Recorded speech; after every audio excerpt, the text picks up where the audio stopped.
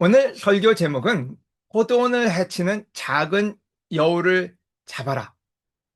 우리가 여우 같은 아내 뭐 이런 표현을 쓰지 않습니까? 여우가 참 이쁘게 생겼어요. 하지만 성경에는 여우를 그렇게 좋은 상징으로 표현하고 있지는 않습니다. 포도원을 해치는 작은 여우를 잡아라. 이게 오늘 설교 제목입니다. 아가서 2장 15절을 보면은 아가서는 사랑의 노래죠. 여우를 잡아라. 느닷없이 포도원을 해치는 작은 여우를 잡아라. 우리 포도원에 꽃이 피었다. 여러분, 이 본문은 사랑이 무르익어 가는 시점에 그 사랑을 치명적으로 망가뜨릴 수 있는 작은 위협들을 경계하라. 이런 의미에서 시적인 표현으로 아가서에 적고 있습니다. 작은 여우는 뭘 상징할까요? 작다. 아주 사소하고 아주 사소해 보이는 대수롭지 않게 여기는 것들, 바로 그것을 작은 여우에 표현을 했습니다. 또 여우라는 말은 여우, 교묘하고 은밀하게 접근해 파괴하는 존재를 뜻하기도 합니다. 그러니까 여우 같다. 쟤는 여우 같은 애야. 이런 말은 굉장히 간교하고 실질적으로 몰래 무언가를 꾸미는 그런 존재를 얘기하죠. 그래서 작지만 교묘하게 우리를 망칠 수 있는, 우리의 사랑을, 우리의 포도원을, 꽃밭을 망칠 수 있는 그런 존재를 이야기합니다. 뭐 간단히 얘기해서 좀 설명한다면은, 관계에서 작은 여우라는 거는 말 한마디 무례함, 그게 어떤 때는 관계를 완전히 깨기도 하죠. 또 작은 오해가 아주 가까웠던 관계를 가장 원수처럼 만들기도 합니다. 또 방치됐던 상처, 그런 모든 부분들이 작은 것들로 표현될 수 있겠죠. 그래서 오늘 이 주제를 가지고 하나님의 말씀을 같이 공부해 보려고 합니다. 창세기 25장 30절. 팥죽을 얻고 장자권을 포기했다. 에서가 야곱에게 배가 고파 죽겠으니 그 붉은 죽을 좀 다오. 그래서 물론 붉은 죽, 그래서 팥죽이라고 우리는 알고 있습니다.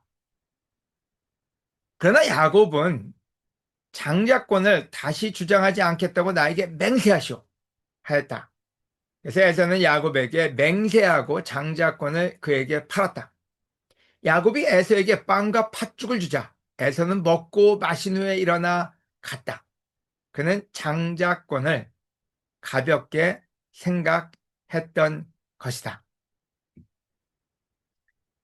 여러분, 여기서 작은 여우는 뭘까요? 여러분, 작은 여우는 빵과 팥죽이었어요. 아주 작은 거였어요. 그냥 빵하고 팥죽. 근데 에서가 빵과 팥죽을 얻기 위해서 장자권을 포기하고 말았죠. 대체 장자권에 대해서 에서는 어떻게 생각을 한 걸까요? 이거 별거 아니야. 어쩌면 늘 자기한테 있었기 때문에 그것이 얼마나 귀한 건지를 상상하지를, 아니면 얼마나 귀한지를 생각하지를 않고 있었던 거죠. 우리가 어떤 때는 주위에 항상 같이 있으면 그 가치를 잘 모를 때가 있습니다. 에서는 그냥 태어날 때부터 장자였어요. 그래서 장자가 가져가야 될 권리가 있었고 그 권리는 생각보다 컸습니다. 그 당시에. 물론 나중에 레위기에도 장자권에 대한 포션은 상당히 큽니다. 근데 그는 항상 자기 옆에 있기에 그것을 쉽게 여겼던 거죠. 그리고 결국에는 그 장자권을 우습게 알고 가장 가치 없을 수 있는 팥죽 그리고 빵에 팔아 넘기고 맙니다. 여러분, 장자권은 축복이었어요. 장자권은 축복을 받을 수 있는 권한이었던 거죠.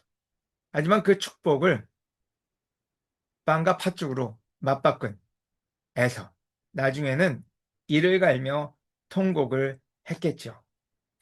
여러분, 오늘 저는 이 시간에 우리는 오늘 일시적인 필요 또는 일시적인 편함 때문에 우리의 장자권, 우리의 축복, 하나님이 주실 축복을 팔고 있지는 않은지 확인해 볼 필요가 있다는 생각이 들어요.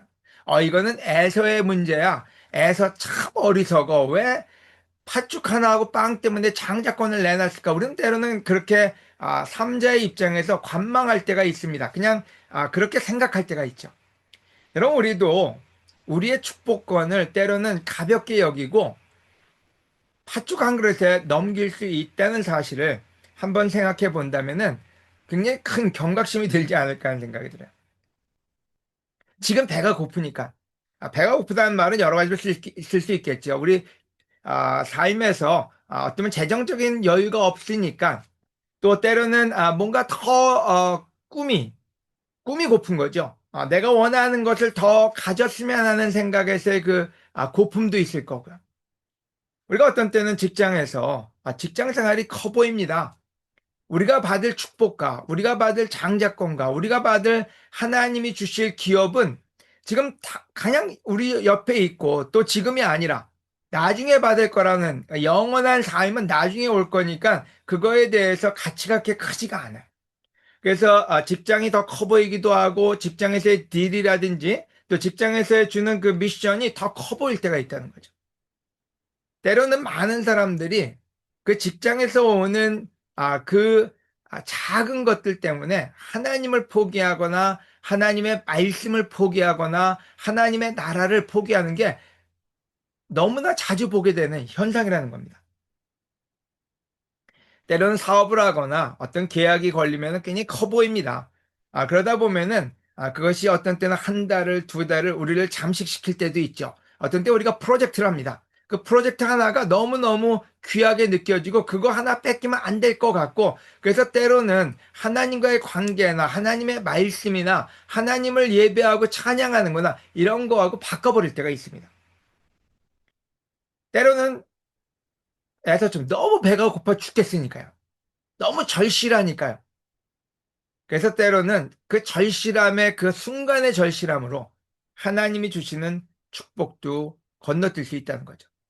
다른 말로 한다면은 여러분 때로는 말씀도 건너뜁니다. 우리 같은 때 말씀을 보는 것도 왜요? 당장 뭐에서도 장자권을 뺏겼다고 당장 죽은 게 아니었어요. 하지만 나중에 그 이삭이 축복을 할 때 그 장자권의 의미를 알려줍니다. 얼마나 긴 시간을 자손들까지 그 영향을 받게 되는지. 여러분 우리는 말씀을 건너뛸 때가 있습니다. 하루 말씀을 건너뛴다고 뭔가 영향이 크게 오지는 않아. 하지만 한 번, 두 번, 세 번이 되면은 그 다음에는 말씀이 우리에게 그렇게 영향을 주지 않습니다. 말씀의 축복은 멀리 사라져 버리고 만다는 거죠. 기도도 어떤 때 한 번, 두 번 우리가 그 건너뛴다고 해서 뭐 큰 일이 벌어지거나 뭐 교통사고가 나 이러지 않습니다. 뭐 교통사고는 여러분 우연히 일어나는 거지 여러분이 기도 한번 건너뛰었다고 교통사고가 나겠습니까? 하지만 그 기도 하나님의 관계가 조금씩 조금씩 멀어지는 거죠. 아까도 아가서에서 얘기했지만은 작은 여우가 관계를 깰 수 있다고요. 그 작은 타협이요. 어떤 때 예배도 건너뜁니다. 우리가 좋아하는 거, 우리가 원하는 거, 편한 걸 하다 보면 예배 건너뛰는 게 습관이 될 때가 있습니다. 그때 그것이 얼마나 우리에게 큰 축복을 앗아가는지 그때 그것을 알았더라면 이런 생각을 하면서 나중에 애통할 수 있다는 거죠. 교제도 마찬가지입니다. 그래서 여러분, 위의 것들은 작은 타협에 의해서 빵과 팥죽이라는 말은 먹고 사는 일이나 우리가 좋아하는 일을 할 때 그것을 팔아 넘길 수 있는 거죠. 저는 2026년 시작하면서 여러분 꽃이 피기 시작했어요. 여러분, 우리 온라인 교회, 대가족 교회, 꽃이 필 준비가 됐는데, 그 꽃을 피워서, 꽃은 꽃으로 끝나면 안 됩니다. 꽃이 지고 나면 열매가 맺히거든요. 근데 그 열매가 맺히기 전에 작은 여우를 먼저 처리하라는 그 아가서의 말씀이 이 구절을 보면서 제 마음에 많이 와닿았던 것 같아요. 여러분, 여러분의 장자권은 하나님의 축복입니다. 그것을 팔아넘기는 에서와 같은 어리석은 일을 안 하시기를 권해드립니다. 이 구절을 한번 같이 공부해 볼까요? 마태복음 4장 1절에서 4절. 재미있게도 에서가 가졌던 그 배고픔을 예수님도 똑같이 가졌습니다. 4장 1절. 그리고서 예수님은 성령님의 인도로 마귀에게 시험을 받으러 광야로 나가셨다. 예수님은 40일 동안 금식하여 몹시 시장하셨다. 그러니까 에서가 몹시 배가 고파서 여기서는 조금 존칭을 써서 몹시 시장하셨다 이렇게 표현을 쓰고 있어요. 너무 배가 고팠어요. 그때 작은 여우가 찾아옵니다. 이때 시험하는 마귀가 예수님께 와서 말하였다. 내가 하나님의 아들이라면 이 돌들을 빵이 되게 하라. 그러나 예수님은 마귀에게 이렇게 말씀하셨다. 성경에는 사람이 빵으로만 살 것이 아니라 하나님의 모든 말씀으로 살아야 한다라고 쓰여 있다. 여러분 놀라울 정도로 작은 여우는 작게 교묘하게 찾아옵니다. 여러분 호랑이가 나타났다. 공룡이 나타났다. 이러지 않아요. 아주 작은 배가 고픈 그 유혹이요. 뭔가 부족하고 목마른 그 유혹 속에 사탄, 작은 여우가 나타나서 말씀하고 하나님의 말씀과 빵과 바꾸라고 얘기합니다. 그런데 에서는 넘어갔어요. 근데 예수님은 이 작은 여우의 교묘한 꼬심에 넘어가지를 않았어요. 그리고 얘기합니다. 내가 아무리 배가 고파도 말씀은 하나님의 모든 말씀을 어떤 것과도 바꾸지 않겠다고요. 저는 이 두 구절을 보면서 참 놀랍다. 에서가 가진 그 갈등을 예수님도 가지셨는데 예수님은 말씀의 귀함을 아셨구나 하는 그 메시지를 듣게 됩니다. 여러분, 작은 여우는 이 세상의 많은 배고픔은 이 세상의 많은 일들은 직장이나 좀 더 벌겠다는 욕심의 돈이나 또 크게 돈이 들어올 것 같은 그 유혹이나 또는 우리가 원하는 어떤 그 여러 가지 것들이 우리로 하여금 말씀과 맞바꾸라고 이야기를 합니다. 근데 예수님은 단 한 가지 이 부분에 있어서는 절대로 사소한 것과 작은 것과 이 귀한 말씀을 맞바꾸지 않겠다. 그 말씀을 사탄에게 또 우리에게 전달해 주고 계시다는 생각을 합니다. 여러분, 우리도 이 결심을 하고 2026년을 시작했으면 좋겠어요. 여러분한테 엄청난 일이 벌어질 거다 그게 아니라 아주 자잘한 것으로 여러분을 꼬실 거예요. 그래서 그 자잘한 것은 어떤 때 직장에서의 바쁨, 여러분의 게으름, 어떤 때 편안함을 원하는 여러분의 그 마음, 또는 어떤 때 여러분이 원하는 뭐 TV나 아니면 여러분이 원하는 취미나 이런 것들이 여러분으로 하여금 말씀을 읽는 거에서 여러분을 뺏어갈 것이고 어떤 예배를 드리거나 예배에 참석하는 거에서 여러분을 빼앗아갈 것이고 어떤 때 건강한 교제를 하는 거에서 여러분을 다른 곳으로 인도하려고 할 것입니다. 그때 여러분이 예수님과 같은 말씀, 내가 어떤 것도 생명의 말씀, 하나님의 말씀, 이거하고는 맞바꾸지 않겠다. 이러한 각오로 2026년을 여러분 사시기를 권해드립니다. 두 번째 포인트는요. 과일을 얻고 영원한 생명을 포기한 아담과 이브입니다.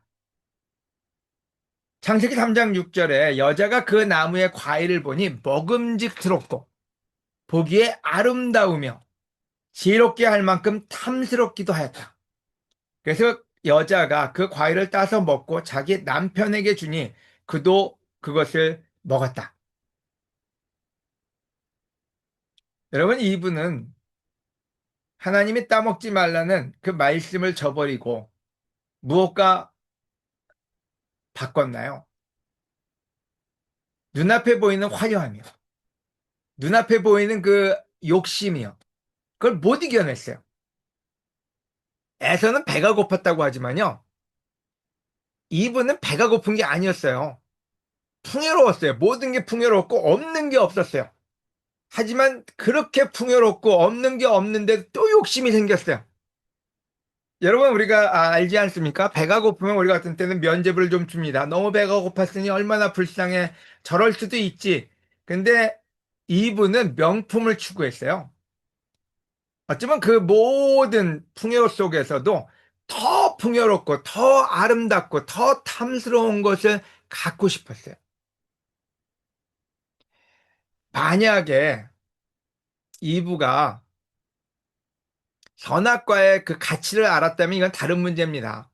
근데 선악과의 가치를 알고 한 일이 아니라 그냥 단순히 자기 눈에 보이는 아름다움을 추구했고 그냥 먹고 싶고 갖고 싶고 탐스럽고 욕심이 넘쳐난 거죠.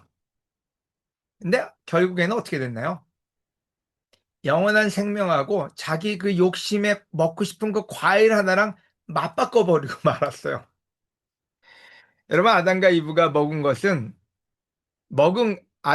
이브가 과일을 먹은 것이 죄가 된 것이 아니라 하나님의 말씀을 버린 것이 죄였어요. 우린 때로 그 과일 먹지 말라는 그 과일을 먹어서 그 과일을 먹어서 죄다 이렇게 생각할 때가 있는데, 먹지 말라는 그 말씀을 어겼기 때문에 죄가 된 거죠. 여러분, 때로는 우리 일상에서의 문제는 단지 먹고 사는 문제로 끝나지가 않습니다. 어쩌면 우리 사회, 지금 우리 교회는 먹고 사는 문제의 그 배고픔에서 굶주림보다는 욕심에 유혹을 받을 때가 더 많죠. 별로 큰 욕심도 아니에요. 작은 욕심이에요. 뭐 아담하고 이브가 에덴 동산을 다 자기 소유권을 저한테 주십시오. 아니면 뭐 그런 그 엄청난 걸 요구한 게 아니잖아요. 그냥 동산 중앙에 있는 먹음직스럽고 탐스럽고 그거 하나만 내가 먹어보면 어떨까? 아주 작은 욕심이었어요. 근데 그 작은 욕심이 영원한 생명을 빼앗아가게 하고 말았다는 거죠. 여러분, 우리도 작은 욕심 때문에 우리의 영원한 생명을 잃어버릴 수 있습니다. 왜 바울이 떨리는 마음으로 구원을 이뤄간다고 이야기를 했을까요? 왜 우리는 수없이 많은 사람이 하나님을 믿고도 지금 우리와 함께하지 않을까요? 먹고 살기 힘들기 때문에요?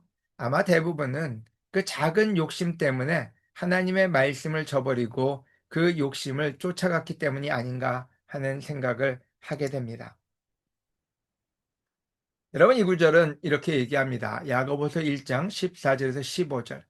사람이 시험을 받는 것은, 아담과 이브가 시험을 받은 것은 자기 욕심에 끌려 유혹을 받기 때문입니다. 이 욕심을 우리는 어떤 때 뭐 이게 대순가 내가 조금 갖고 싶다는데 내가 좀 더 원한다는데, 근데 욕심이 생기면 죄를 낳고 죄가 자라면 죽음을 낳는다고 야고보는 우리에게 이런 표현을 해주고 있습니다. 그래서 오늘 들고자 하는 말씀은요, 여러분, 작은 여우를 조심하십시오. 오늘의 결론은 창세기 26장 4절에서 5절에 있습니다. 제가 읽도록 하겠습니다. 내 후손들을 하늘의 별처럼 많게 하며 이 모든 땅을 그에게 주겠다. 내 후손을 통해서 세상의 모든 민족이 복을 받을 것이다. 이것은 아브라함이 나에게 순종하였고 나의 법과 명령을 지켰기 때문이다. 아브라함이 대단한 일을 했다 이렇게 써 있지 않습니다. 아브라함이 피라미드를 세웠다. 아브라함이 바벨탑을 세웠기 때문에 내가 그에게 축복을 하겠다. 아브라함이 하늘에서 별을 따다가 하나님께 바쳤기 때문에 내가 그에게 영원한 축복과 믿음의 조상으로 살게 해주겠다. 이게 아니라는 거예요. 굉장히 작은 일이었어요. 어떤 일이요? 여러분, 축복의 조건은 단 한 가지였어요. 말씀에 순종했기 때문에, 말씀을 중요하게 여겼기 때문에, 말씀을 듣고 따랐기 때문에 바로 그 작은 일 하나가 이와 같이 큰 축복을 받게끔 했다는 사실을 창세기에서는 이야기하고 있습니다. 하늘의 별처럼 많게 되겠다. 후손이요.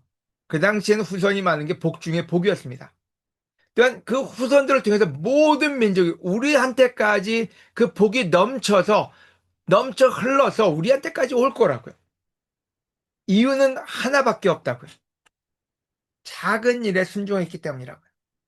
작은 여우에게 해방당하지 않고 하나님의 말씀, 하나님의 법, 하나님의 명령을 지켰기 때문이다. 이렇게 이야기를 합니다. 여러분, 우리도 우리 삶에 더 많은 사람에게 좋은 영향과 또 더 많은 사람에게 하나님의 구원을 주는 길은 우리가 무엇을 해서가 아니라 하나님의 말씀을 귀히 여기고 하나님을 섬기는 일에 헌신하며 그 말씀에 순종할 때 우리는 하나님이 주시는 큰 축복 가운데 거할 수가 있습니다. 결론은요, 여러분, 포도원을 해치는 작은 여우를 잡고 시작하십시오. 저는 이 말이 너무 좋아요. 여우를 잡아라. 포도원을 해치는 작은 여우를 잡아라. 우리 포도원에 꽃이 피었다. 제가 아까도 말씀드렸지만 우리 대가족교회 생각하면은 잠실에도 지금 지속적으로 젊은이들이 늘어나고 있습니다. 아마 조만간 40명이 되지 않을까 하는 생각이 들어요. 저희도 마찬가지로 뭐 한 명 한 명이 건강해지고 한 명 한 명이 더 많은 하나님의 믿음 가운데 다가오고 있습니다. 하지만 더 큰 열매를 위해서는요, 여러분, 그냥 좋다고 갈 게 아니라 열매가 맺기 시작하면 포도원의 그 농부들은 바빠집니다. 왜요? 벌레가 들어오지 않게끔, 새가 와서 쪼지 않게끔. 하지만 이 구절은 얘기합니다. 작은 여우가 들어올 것을 예상하고 그거부터 잡으라고요. 그리고 그걸 잡고 너의 밭을 건강하게 만들어라. 이렇게 이야기합니다. 그래서 여러분, 우리의 열매를 망치는 것은 큰 여우 아니에요. 작은 여우예요. 우리가 작은 여우는 그냥 놔두거든요. 애까지 걔가 하면 뭘 하겠어. 하지만 그 작은 여우는 우리의 모든 걸 망칠 수가 있습니다. 또 결론적으로 여러분 얘기한다면요. 말씀을 보는 습관. 하루에 말씀을 보고 말씀을 읽고 암기하는 그 습관을 여러분 버리지 마세요. 아주 작은 것 때문에 우리는 그걸 포기하게 되거든요. 어떤 때 하루 안 해도 돼? 아니면 뭐 TV 보거나 아니면 회사가 바쁘거나 그때마다 이렇게 한 번 한 번 타협하기 시작할 때 우리는 우리의 영원한 축복을 잊어버릴 수 있다는 거죠. 우리가 때로는 걱정과 세상을 보는 재미가 우리의 그 말씀 보는 재미를 뺏어갈 수도 있습니다. 또 여러분 예배 드리는 자세 어떤 때 아플 수 있습니다. 또 가족끼리 여행 갈 수도 있고요. 그게 문제가 되지는 않는데요. 우리가 일상적으로 습관적으로 예배를 쉽게 여기는 그 마음은 접으셔야 됩니다. 그 굉장히 작은 여우예요. 우리가 습관적으로 예배를 늦게 들어오거나 습관적으로 예배를 빠지거나 여러분 그거는 전 격려하지 않습니다. 우리가 어떤 때 가족 여행하면서 가족끼리 예배 드릴 수 있고요. 또 여러분이 어떤 때 아파서 예배를 못 드릴 수 있습니다. 하지만 습관적으로 하나님 예배 드리는 일을 작게 생각하고 여러분 타협한다면 그거는 작은 여우가 여러분을 잡아먹게 할 겁니다. 여러분이 잘 알지 않습니까? 학교에 보면은 너희가 내 성전을 먼저 건축해 보라고요. 내가 너희를 축복하나 축복하지 않나. 우리는 어떤 때 성전이라는 말이 뭔지 하나님을 섬기는 우리 마음이거든요. 근데 때로는 우리가 그 성전 예배드리는 일을 너무나 쉽게 생각합니다. 우리가 교제하는 일도 너무 쉽게 생각할 때가 있어요. 물론 여기 계신 분들이 그렇다는 건 아니에요. 하지만 이런 작은 여우가 여러분을 찾아왔을 때 그 작은 여우를 퇴치하세요. 또 우리가 하나님께 드리는 헌신이나 헌금이요. 여러분 아까도 여러분 모두가 너무 자랑스럽습니다. 근데 말라기에는 얘기합니다. 너희가 헌신과 헌금을 저버렸기 때문에 내가 성전의 문을 닫고 싶다고요. 여러분, 우리한테 우리 어떤 때, 큰, 어떤 일들, 범죄, 이런 것들은, 엄청난 일로 일어나는 게 아니라 작은 타협이 우리로 하여금, 우리의 미래와 우리의 축복과 우리의 가정과 우리의 영성을 잡아먹는다는 것.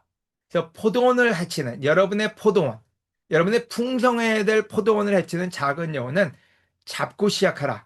2026년 하나님이 꽃을 피우고 열매를 맺게 하실 겁니다. 여기서 레슨을 마치도록 하겠습니다.